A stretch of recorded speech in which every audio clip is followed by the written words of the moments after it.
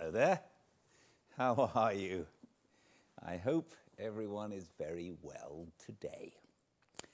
My name is Gildart Jackson, and I have been doing these fireside readings for quite a long time now. We've read many books in front of the fire, and currently we're reading Pride and Prejudice by Jane Austen. It was written over 200 years ago. And it's amazing with some of these old books how easy they are to read still today. It's also amazing how difficult some of them are to read. So perhaps that suggests that it's well written the way it trips off the tongue, which one would suppose, in that it's survived this long. We might get interrupted today. I hope we don't, but we might. I have a chap here working on fixing my gate. He might need a little help, and I don't know what'll happen if he needs a little help while I'm chatting with you, but we shall see if that happens. But welcome to a fireside reading of Pride and Prejudice by Jane Austen. We're going to read 3 chapters today, starting with chapter 28. Every object in the next day's journey was new and interesting to Elizabeth, and her spirits were in a state of enjoyment, for she had seen her sister looking so well as to banish all fear for her health, and the prospect of her northern tour was a constant source of delight. When they left the high road for the lane to Hunsford, every eye was in search of the parsonage, and every turning expected to bring it in view. The palings of Rosings Park was their boundary on one side. Elizabeth smiled at the recollection of all that she had heard of its inhabitants. At length the parsonage was discernible, the garden sloping to the road, the house standing in it, the green pales, and the laurel hedge, everything declared they were arriving. Mr. Collins and Charlotte appeared at the door, and the carriage stopped at the small gate which led to a short gravel walk to the house, amidst the nods and smiles of the whole party. In a moment they were all out of the chaise, rejoicing at the sight of each other. Mrs. Collins welcomed her friend with the liveliest pleasure, and Elizabeth was more and more satisfied with coming when she found herself so affectionately received. She saw instantly that her cousin's manners were not altered by his marriage. His formal civility was just what it had been, and he detained her some minutes at the gate to hear and satisfy his inquiries after all her family. They were then, with no other delay than his pointing out the neatness of the entrance, taken into the house. And as soon as they were in the parlour, he welcomed them a second time with ostentatious formality to his humble abode, and punctually repeated all his wife's offers of refreshment. Elizabeth was prepared to see him in his glory, and she could not help in fancying that in displaying the good proportion of the room, its aspect and its furniture, he addressed himself particularly to her, as if wishing to make her feel what she had lost in refusing him. But though everything seemed neat and comfortable, she was not able to gratify him by any sigh of repentance, and rather looked with wonder at her friend, that she could have so cheerful an air with such a companion. When Mr. Collins said anything of which his wife might reasonably be ashamed, which certainly was not unseldom, she involuntarily turned her eye on Charlotte. Once or twice she could discern a faint blush, but in general Charlotte wisely did not hear.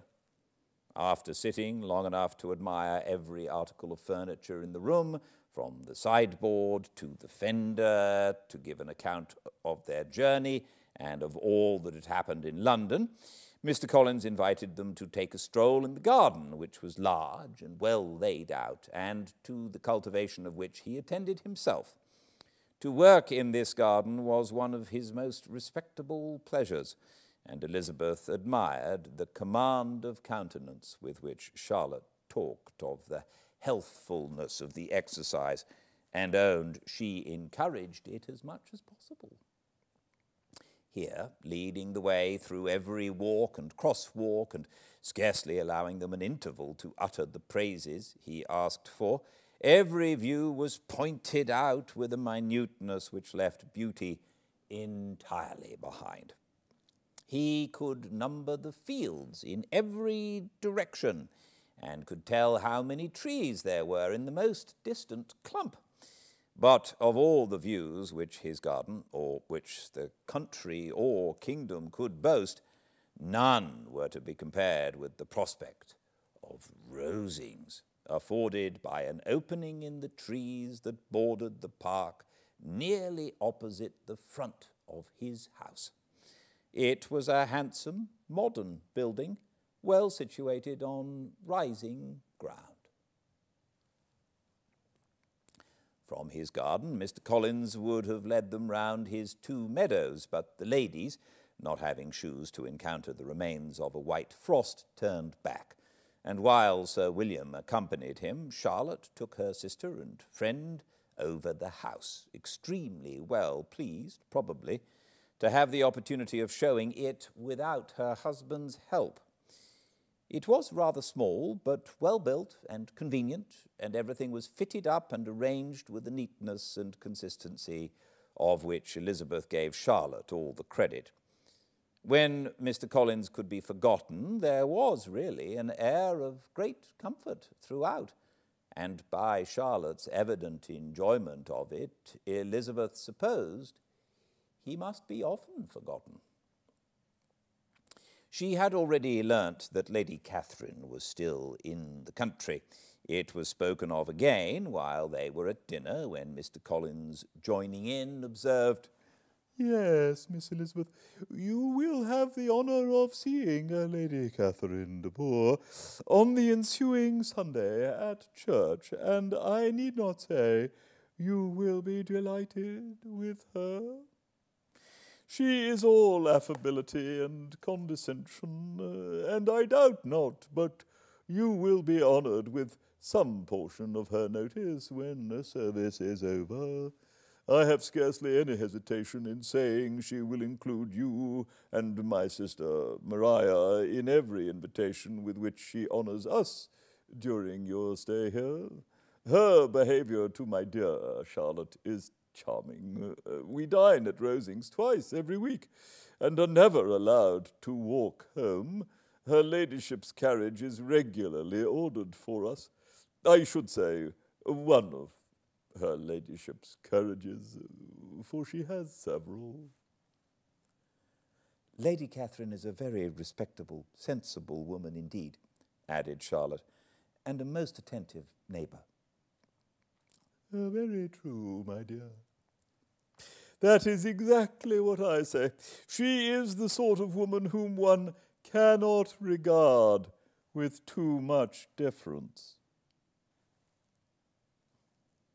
The evening was spent chiefly in talking over Hertfordshire news and telling again what had already been written, and when it closed, Elizabeth, in the solitude of her chamber, had to meditate upon Charlotte's degree of contentment, to understand her address in guiding and composure in bearing with her husband, and to acknowledge that it was all done very well. She had also to anticipate how her visit would pass, the quiet tenor of their usual employments, the vexatious interruptions of Mr. Collins, and the gaieties of their intercourse with Rosings. A lively imagination soon settled it all.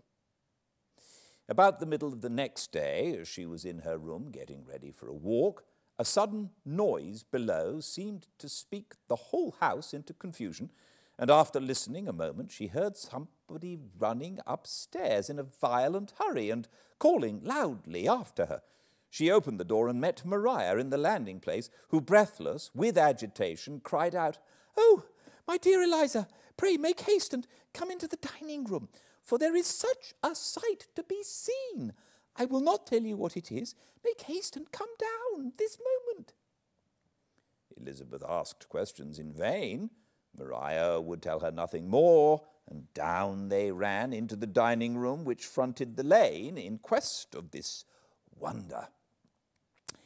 It was two ladies stopping in a low phaeton at the garden gate.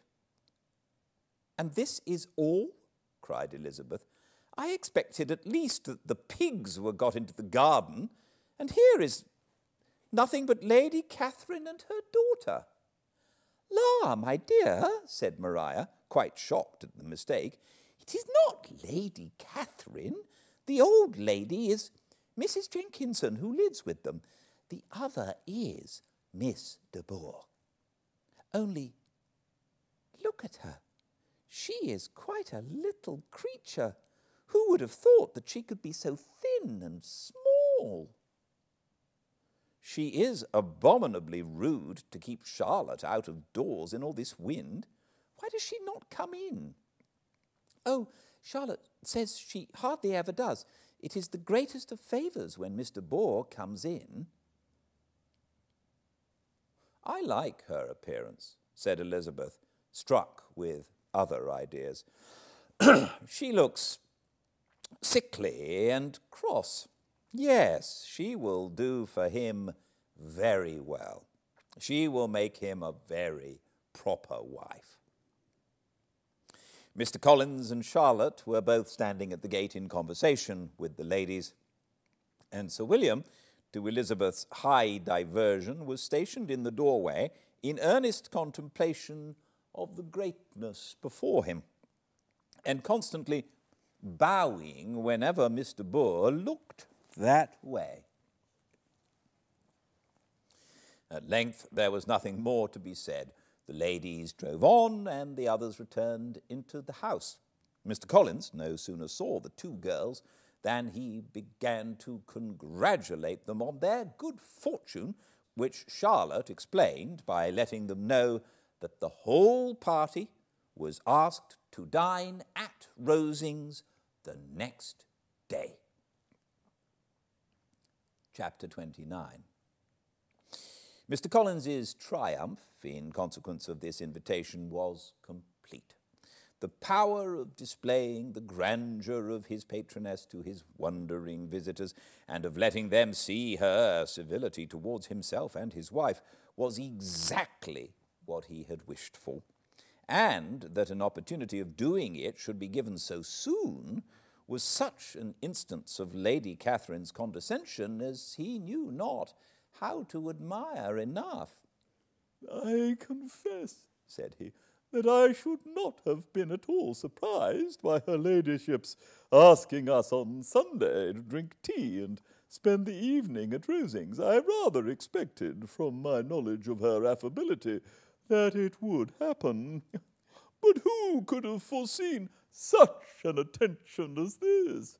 Who could have imagined that we should receive an invitation to dine there, an invitation, moreover, including the whole party, so immediately after your arrival?"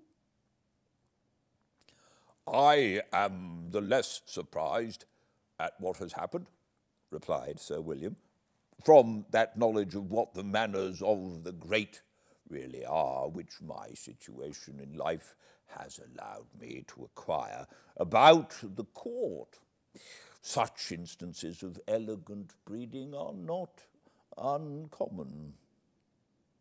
Scarcely anything was talked of the whole day or next morning but their visit to Rosings. Mr. Collins was carefully instructing them in exactly what they were to expect, that the sight of such rooms, so many servants, and so splendid a dinner might not wholly overpower them. When the ladies were separating from the toilette, he said to Elizabeth, "Do not make yourself uneasy, my dear cousin, about your apparel. Lady Catherine is far from requiring that elegance of dress in us, which becomes herself and her daughter. I would advise you merely to put on whatever of your clothes is superior to the rest. There is no occasion for anything more. Lady Catherine will not think the worse of you for being simply dressed. She likes to have the distinction of rank preserved. While they were dressing, he came 2 or 3 times to their different doors to recommend their being quick, as Lady Catherine very much objected to being kept waiting for her dinner.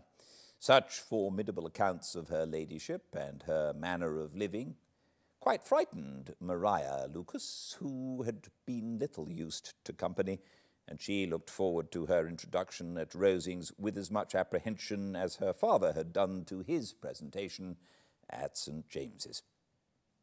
As the weather was fine, they had a pleasant walk of about half a mile across the park. Every park has its beauty and its prospects, and Elizabeth saw much to be pleased with, though she could not be in such raptures as Mr. Collins expected the scene to inspire, and was but slightly affected by his enumeration of the windows in front of the house and his relation of what the glazing altogether had originally cost Sir Louis de Bourgh. When they ascended the steps to the hall, Maria's alarm was every moment increasing, and even Sir William did not look perfectly calm. Elizabeth's courage did not fail her. She had heard nothing of Lady Catherine that spoke her awful from any extraordinary talents or miraculous virtue, and the mere stateliness of money or rank she thought she could witness without trepidation. From the entrance hall, of which Mr. Collins pointed out with a rapturous air the fine proportion and the finished ornaments, they followed the servants through an antechamber to the room where Lady Catherine, her daughter, and Mrs. Jenkinson were sitting. Her ladyship, with great condescension, arose to receive them, and as Mrs. Collins had settled it with her husband that the office of introduction should be hers, it was performed in a proper manner, without any of those apologies and thanks which he would have thought necessary. In spite of having been at St. James's, Sir William was so completely awed by the grandeur surrounding him that he had but just courage enough to make a very low bow and take his seat without saying a word. And his daughter, frightened almost out of her senses, sat on the edge of her chair, not knowing which way to look. Elizabeth found herself quite equal to the scene, and could observe the 3 ladies before her composedly. Lady Catherine was a tall, large woman with strongly marked features which might once have been handsome. Her air was not conciliating, nor was her manner of receiving them such as to make her visitors forget their inferior rank. She was not rendered formidable by silence, but whatever she said was spoken in so authoritative a tone as marked her self-importance and brought Mr. Wickham immediately to Elizabeth's mind, and from the observation of the day altogether she believed Lady Catherine to be exactly what he represented. When, after examining the mother, in whose countenance and deportment she soon found some resemblance to Mr. Darcy, she turned her eyes on the daughter. She could almost have joined in Maria's astonishment at her being so thin and so small. There was neither in figure nor face any likeness between the ladies. Miss de Bourgh was pale and sickly. Her features, though not plain, were insignificant, and she spoke very little except in a low voice to Mrs. Jenkinson, in whose appearance there was nothing remarkable, and who was entirely engaged in listening to what she said and placing a screen in the proper direction before her eyes. After sitting a few minutes, they were all sent to one of the windows to admire the view, Mr. Collins attending them to point out its beauties, and Lady Catherine kindly informing them that it was much better worth looking at in the summer. The dinner was exceedingly handsome, and there were all the servants and all the articles of plate which Mr. Collins had promised, and as he had likewise foretold, he took his seat at the bottom of the table by her ladyship's desire, and looked as if he felt that life could furnish nothing greater. He carved and ate and praised with delighted alacrity, and every dish was commended first by him and then by Sir William, who was now enough recovered to echo whatever his son-in-law said, in a manner which Elizabeth wondered Lady Catherine could bear. But Lady Catherine seemed gratified by their excessive admiration, and gave most gracious smiles, especially when any dish on the table proved a novelty to them. The party did not supply much conversation. Elizabeth was ready to speak whenever there was an opening, but she was seated between Charlotte and Miss de Bourgh, the former of whom was engaged in listening to Lady Catherine, and the latter said not a word to her all dinner. Mrs. Jenkinson was chiefly employed in watching how little Miss de Bourgh ate, pressing her to try some other dish and fearing she was indisposed. Maria thought speaking out of the question, and the gentlemen did nothing but eat and admire. When the ladies returned to the drawing-room, there was little to be done but to hear Lady Catherine talk, which she did without any intermission till coffee came in, delivering her opinion on every subject in so decisive a manner as proved that she was not used to have her judgment controverted.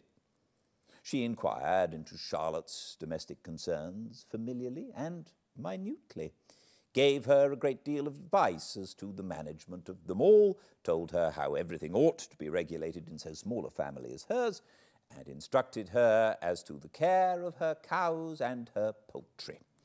Elizabeth found that nothing was beneath this great lady's attention which could furnish her with an occasion of dictating to others. In the intervals of her discourse with Mrs. Collins, she addressed a variety of questions to Maria and Elizabeth, but especially to the latter, of whose connections she knew the least, and who she observed to Mrs. Collins was a very genteel, pretty kind of girl. She asked her at different times how many sisters she had, whether they were older or younger than herself, whether any of them were likely to be married, whether they were handsome, where they had been educated, what carriage her father kept, and what had been her mother's maiden name. Elizabeth felt all the impertinence of her questions, but answered them very composedly. Lady Catherine then observed, "Your father's estate is entailed on Mr. Collins, I think. For your sake," turning to Charlotte, "I am glad of it. But otherwise I see no occasion for entailing estates from the female line. It was not thought necessary in Sir Louis de Bourgh's family. Do you play and sing, Miss Bennet?" "A little." "Oh, then sometime or other we shall be happy to hear you. Our instrument is a capital one, probably superior to—" "You shall try it some day. Do your sisters play and sing?" "One of them does." "Why did not you all learn? You ought all to have learned. The Miss Webbs all play, and their father has not so good an income as yours. Do you draw?" "No, not at all." "What? None of you?" "Not one." "That is very strange. But I suppose you had no opportunity. Your mother should have taken you to town every spring for the benefit of masters." "My mother would have had no objection, but my father hates London." Has your governess left you? We never had any governess. No governess? How was that possible? 5 daughters brought up at home without a governess? I never heard of such a thing. Your mother must have been quite a slave to your education. Elizabeth could hardly help smiling as she assured her that that had not been the case. Then who taught you? Who attended to you? Without a governess, you must have been neglected. Compared with some families, I believe we were, but such of us as wished to learn never wanted the means. We were always encouraged to read and had all the masters that were necessary. Those who chose to be idle certainly might. Aye, no doubt. But that is what a governess will prevent. And if I had known your mother, I should have advised her most strenuously to engage one. I always say that nothing is to be done in education without steady and regular instruction, and nobody but a governess can give it. It is wonderful how many families I have been the means of supplying in that way. I am always glad to get a young person well placed out. 4 nieces of Mrs. Jenkinson are most delightfully situated through my means, and it was but the other day that I recommended another young person who was merely accidentally mentioned to me, and the family are quite delighted with her. Mrs. Collins, did I tell you of Lady Metcalfe's calling yesterday to thank me? She finds Miss Pope a treasure. Lady Catherine, said she, you have given me a treasure. Are any of your younger sisters out, Miss Bennet? Yes, ma'am, all. All? What? All 5 out at once? Very odd. And you only the second. The younger ones out before the elder ones are married. Your younger sisters must be very young. Yes, my youngest is not 16. Perhaps she is full young to be much in company, but really, ma'am, I think it would be very hard upon younger sisters that they should not have their share of society and amusement, because the elder may not have the means or inclination to marry early. The last-born has as good a right to the pleasures of youth as the first, and to be kept back on such a motive, I think it would not be very likely to promote sisterly affection or delicacy of mind. Upon my word, said her ladyship, you give your opinion very decidedly for so young a person. Pray, what is your age? With 3 younger sisters grown up, replied Elizabeth, smiling, your ladyship can hardly expect me to own it. Lady Catherine seemed quite astonished at not receiving a direct answer, and Elizabeth suspected herself to be the first creature who had ever dared to trifle with so much dignified impertinence. You cannot be more than 20, I am sure. Therefore, you need not conceal your age. I am not 21. When the gentlemen had joined them and tea was over, the card tables were placed. Lady Catherine, Sir William, and Mr. and Mrs. Collins sat down to quadrille, and as Mr. Boor chose to play at casino, the 2 girls had the honour of assisting Mrs. Jenkinson to make up her party. Their table was superlatively stupid. Scarcely a syllable was uttered that did not relate to the game, except when Mrs. Jenkinson expressed her fears of Mr. Boor's being too hot or too cold, or having too much or too little light. A great deal more passed at the other table. Lady Catherine was, generally speaking, stating the mistakes of the 3 others, or relating some anecdote of herself. Mr. Collins was employed in agreeing to everything her ladyship said, thanking her for every fish he won, and apologizing if he thought he won too many. Sir William did not say much. He was storing his memory with anecdotes and noble names. When Lady Catherine and her daughter had played as long as they chose, the tables were broken up, the carriage was offered to Mrs. Collins, gratefully accepted and immediately ordered. The party then gathered round the fire to hear Lady Catherine determine what weather they were to have on the morrow. From these instructions they were summoned by the arrival of the coach, and with many speeches of thankfulness on Mr. Collins's side, and as many bows on Sir William's, they departed.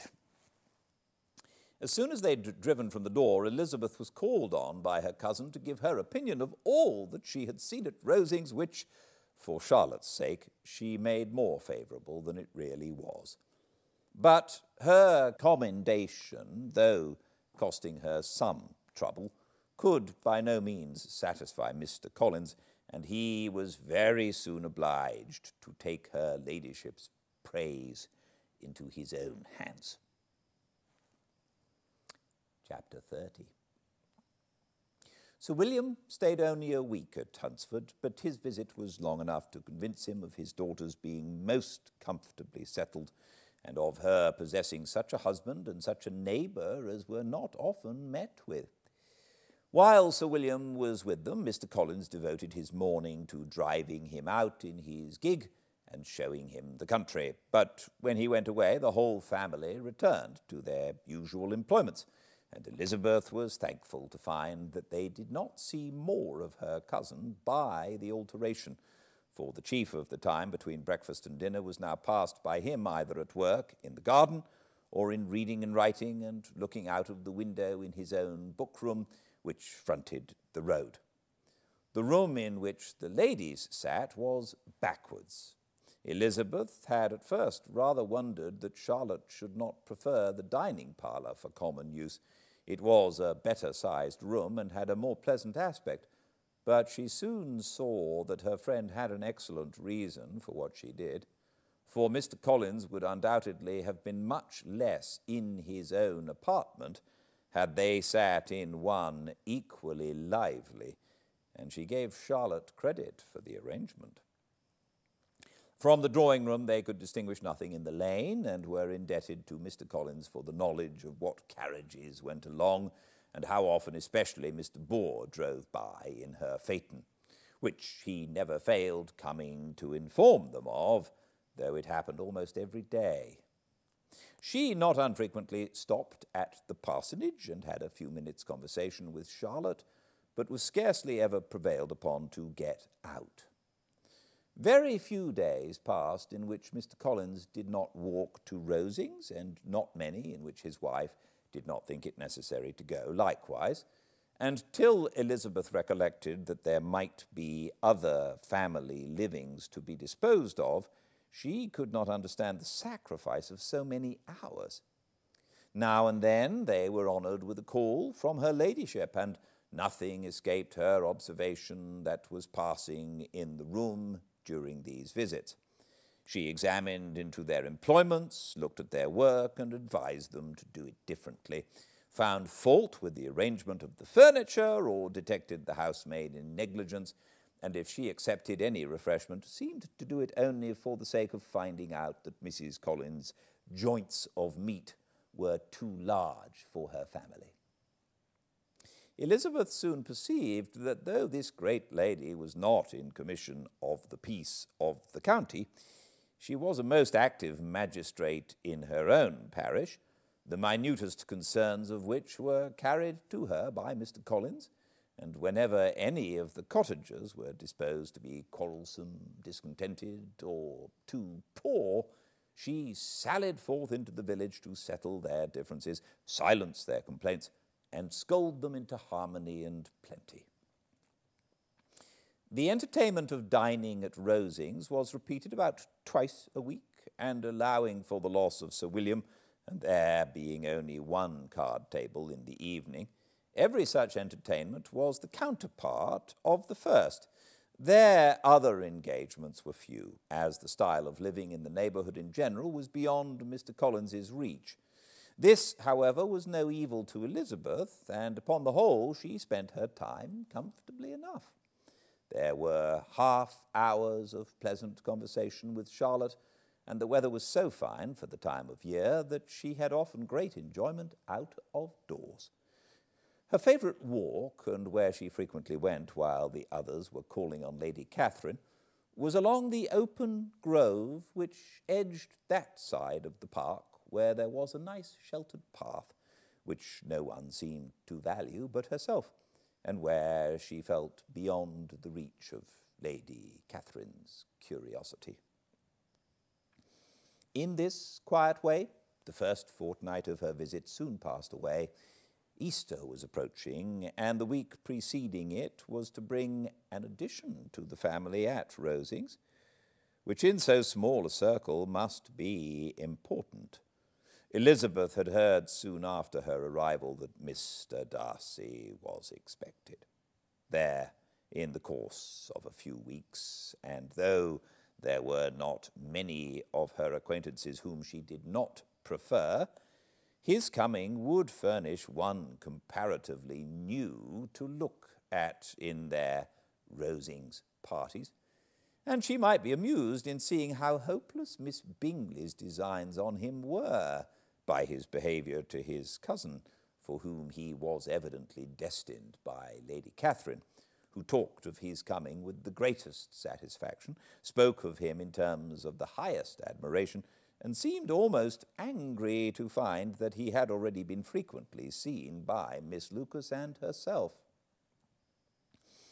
His arrival was soon known at the parsonage, for Mr. Collins was walking the whole morning within view of the lodges opening into Hunsford Lane, in order to have the earliest assurance of it, and after making his bow as the carriage turned into the park, hurried home with the great intelligence.